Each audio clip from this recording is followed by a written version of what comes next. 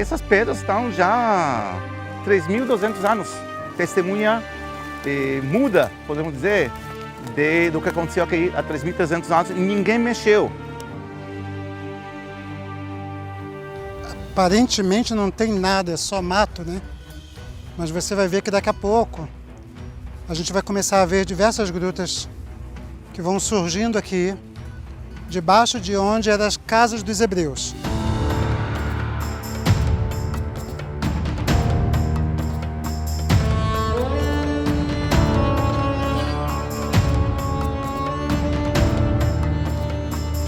Por aqui ele entrou e conquistou a cidade de Jerusalém da mão dos jebuseus. E depois que ele conquista a cidade, ele começa a construir e transformar Jerusalém na cidade que ela é hoje em dia.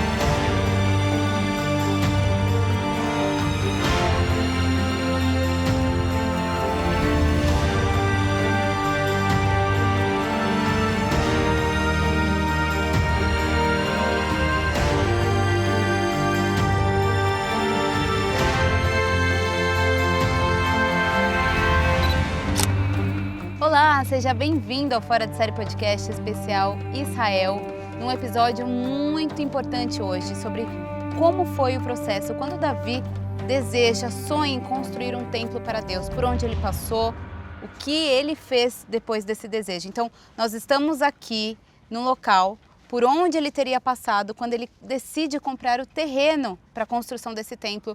E o Ariel vai contar tudo pra gente. Mas antes disso, eu quero lembrar você de se inscrever no nosso canal, ativar o sininho, para você deixar o seu comentário no bate-papo de hoje e ficar ligado em todos os episódios. Então aqui nós estamos em uma pedra que é do tempo de Davi. Então Davi passou por aqui quando ele sobe, quando ele sai da cidade de Davi, em busca de um local, de um terreno para a construção desse templo. Certo, sem dúvida. Davi passou por essa rocha onde a gente está sentado, porque é a rocha-mãe. Só depois ela foi esculpida de uma outra maneira, mas é a coisa original. À nossa frente fica a cidade de Davi. Atrás da gente fica Monte Moriá. Davi resolveu fazer uma contagem, né? Depois ele entendeu que essa contagem do povo foi uma coisa errada. Então ele pediu por Deus para desculpar, né, do pecado que ele fez. E Deus mandou o profeta Gad, né, para conversar com Davi e falar para ele, você pode escolher, né, 3 castigos. Ou que seu povo vai passar 7 anos de fome, quer dizer, não vai cair muita chuva suficiente, né? A segunda opção é que você vai ter que fugir de inimigos que são seres humanos. E a terceira, que o povo será castigado por uma praga. E Davi falou, eu não vou cair na espada de um homem. Aí o Gad entendeu que tudo bem, o povo seja castigado por uma praga. Essa praga, em hebraico chamada Dever, matou como 70.000 pessoas no reino de Davi. E Davi entendeu que essas ovelhas não fizeram nada, assim falou para Deus. E foi indicado para ele subir na eira de Araúna, que era um nobre entre os jebuseus, que Davi conquistou a cidade das mãos deles, para construir lá um altar, né, e matar o boi e fazer um sacrifício. Então, Davi foi lá, passando por onde a gente está sentado, né, subindo lá, porque esse muro de arrimo não existia na época, era só o solo e as rochas. Okay. Subindo no monte, Araúna viu ele chegando, perguntou, o rei, o que o rei quer fazer aqui? E Davi falou, eu quero construir um altar aqui. Arão falou para ele, eu vou te entregar tudo. Ele falou, não. Eu compro esse lugar de ti. Ele comprou o lugar, construiu um altar, pediu ao Deus, né, de parar a praga, enquanto ele estava vendo o anjo segurando uma espada acima da cidade, tipo castigando a cidade. E quando ele estava orando, dando o sacrifício, chegou um fogo divino, queimou tudo. E Deus falou para o anjo, para com essa praga. E Davi, isso é uma coisa muito, muito poética, né? Quando você imagina a escritura, Davi viu como a espada do anjo voltou dentro da bainha e acabou a praga. Aí Davi entendeu que Deus indicou esse lugar como um lugar sagrado e pensou, seria aqui que eu vou construir o templo. E ele falou para Deus, Eu estou sentando lá num palácio, tem um palácio real, provavelmente acima de onde ficava a fortaleza dos Jebuseus, a fortaleza de Sião. E você, meu Deus, está sentando num tabernáculo? Deixa eu construir uma casa para você. E Deus falou, não, eu não pedi nada para você, por você. Você é um homem de guerra. Você é um homem com mãos cheias de sangue. Você tem muitos inimigos. Só seu filho, que será homem de paz, vai construir a minha casa. E Davi falou, tudo bem. Dentro do coração, ele queria construir o templo, porque ele já estava preparando, já estava pedindo o rei de Tiro, do Líbano de hoje, né, para mandar para ele materiais de construção. Ele já arrumou ouro, prata e outros materiais para a construção. Ele já começou a indicar personagens, né, pessoas para trabalhar como construtores. Estava tudo quase pronto, né? Tinham planos, né, desenhados no papel de como fazer, como construir tudo. E quando chegou a sua hora, né, de partir este mundo, ele recolheu as pessoas, né, apresentou seu filho Salomão e falou, eu queria construir a casa de Deus. Deus me disse, não, seu filho que vai construí-lo. Aqui estão os planos, aqui estão os materiais. Salomão, por favor. E deixou todo esse planejamento nas mãos do seu filho, que construiu o primeiro templo finalmente. Ariel, e quando a gente fala que Davi quis construir esse templo, né, eu fico imaginando ele no palácio, ele olhando, mostra o quanto ele temia Deus, o quanto ele respeitava Deus, o quanto ele tinha esse relacionamento, né? Porque ele estava no palácio, poxa, eu estou aqui nesse luxo, vamos dizer assim, e a Arca da Aliança está ali, na tenda. Isso não é justo, apesar de não ter sido ele que ergueu o templo, vamos dizer assim, foi posteriormente Salomão, mas mostra mais uma vez esse coração dele, né? O rei Davi era homem de Deus, isso sem dúvida. O rei Davi, só para lembrar, foi perseguido pelo primeiro rei de Israel, o rei Saul. Sim. Ele sempre acreditava que Deus está com ele, mas Deus também ungiu por Samuel, né, o rei Saul. Né? 2 vezes o rei Davi podia matar o rei Saul, seus companheiros falaram para ele, agora é a sua chance, mata o rei e você vai virar o rei de Israel. Ele falou, não. Como homem de Deus, como ele era, ele falou, eu não vou matar aquele que foi ungido por Deus. Né? Mas numa ocasião ele cortou um pedaço da sua roupa, né, e mostrou para ele, eu podia te matar. O rei Saul falou para ele, eu cheguei aqui para te matar. E você podia me matar e não fez isso. Então... Inclusive, Ariel, a gente gravou um episódio lá em Enged, local onde Davi se esconde de Saul e tem essa oportunidade de matá-lo e não mata. Está aqui no nosso canal. Quem quer saber mais sobre o episódio é só acessar lá. Ótimo, mas isso mostra como Davi era homem de Deus. Ele não queria chegar no poder matando alguém que foi ungido por Deus. Ele respeitou. Falou, de outra maneira eu vou chegar lá. E mesmo o que aconteceu? Saul morreu na batalha contra os filisteus e isso abriu o caminho para o rei Davi virar rei. É verdade que ele tinha que brigar um pouquinho com os descendentes de Saul, mas, afinal de contas, ele que chegou no poder e a sua dinastia mandou aqui durante muito tempo, até a destruição da cidade. O que tudo isso diz sobre Davi? Porque Deus fala não, mas ele não fica chateado com Deus, pelo menos quando a gente lê nos relatos bíblicos, né? Ele deixa tudo pronto. O que toda essa atitude de querer construir uma casa para Deus diz sobre ele? Olha, o que é bonito na Bíblia é que a Bíblia não glorifica seres humanos. A Bíblia conta sobre os seres humanos como seres humanos, né? O que eles gostam, o que eles amam, o que eles odeiam, suas fraquezas, suas coisas fortes. E a gente olha nesse rei Davi e fala, o rei Davi não é que ele não obedece, ele obedece. Mas de tal jeito ele fala, mas olha, Deus, a gente tem um contato direto entre nós. Eu gostaria de fazer parte da construção da sua casa.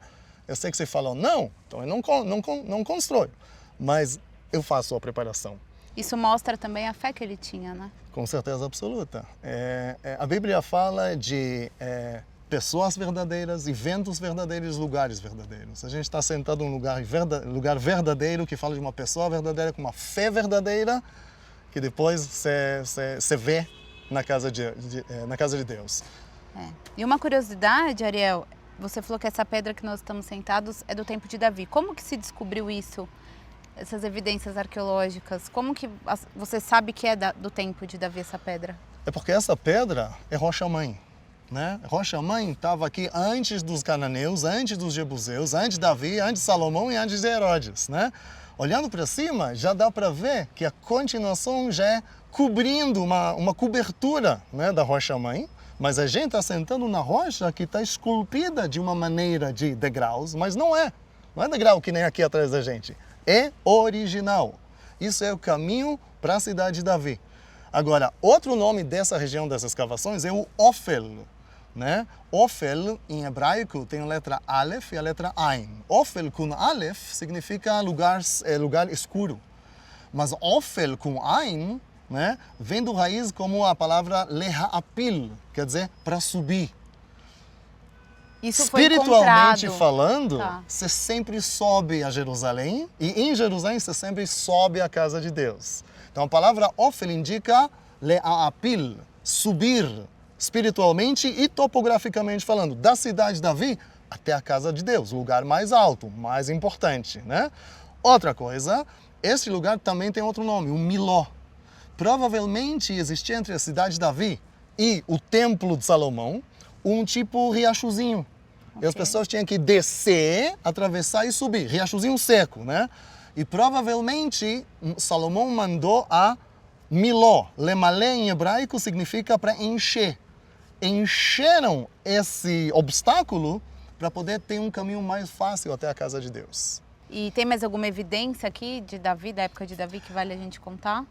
No caso, não tanto, porque a destruição de Nabucodonosor, né, foi muito, muito, muito forte, né? Na cidade de Davi, que vocês já visitaram, acharam evidências como aqueles carimbos, como aquelas flechas, né, arco e flecha dos inimigos da conquista babilônica, mas aqui era a região mais aberta, mais sem moradias e sem nada, e por isso não tem muito o que sobrou. Não.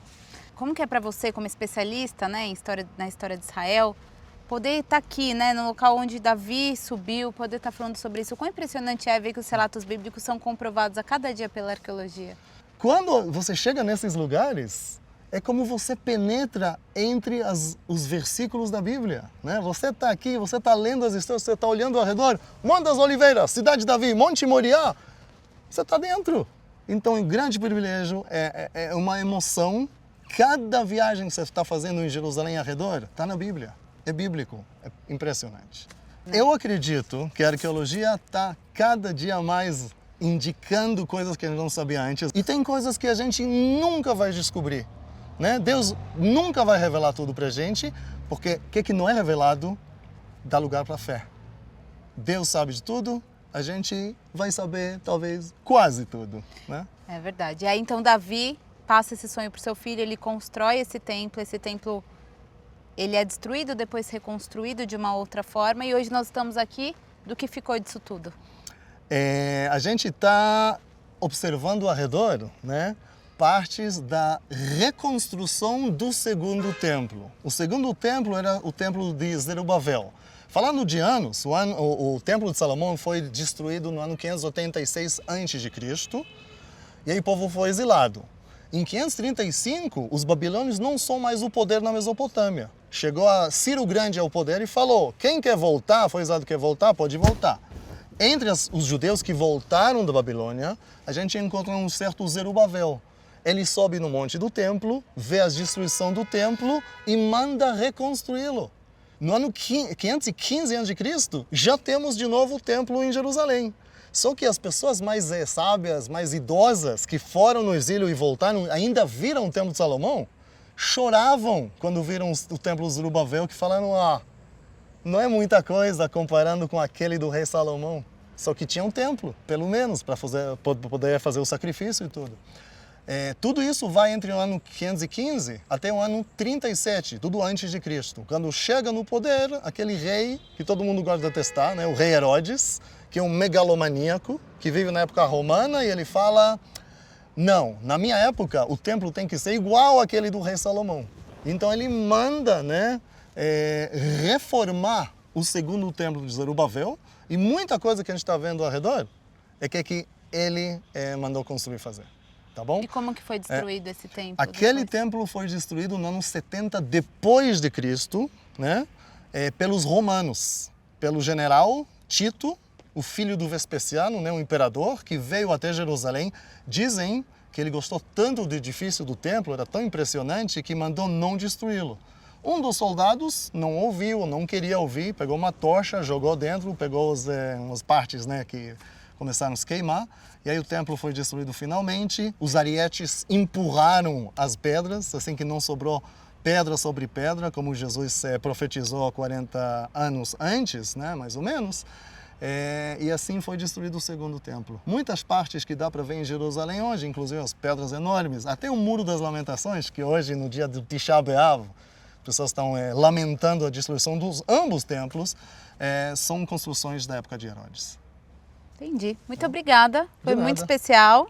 Esperamos você mais vezes aqui no nosso Fora de Série, mais episódios aqui Desbravando Israel. Espero que vocês vão lembrar voltar muitas vezes, porque a arqueologia a cada ano mais muda, conta a história melhor, e a gente está muito orgulhoso de ter vocês aqui, contando a história juntos, né, para todos os espectadores lá no Brasil. Espero que todo mundo vai gostar e vir para cá também. Ah, com certeza, porque a gente sabe que durante muitos anos existe uma discussão entre os arqueólogos sobre a existência de Davi, e a gente tem a arqueóloga, né? Eilat Mazari, que ela descobre, então a gente sabe que são evidências que aparecem aí semanalmente, né, sobre o período de Davi, então a gente vai acompanhar essas novidades.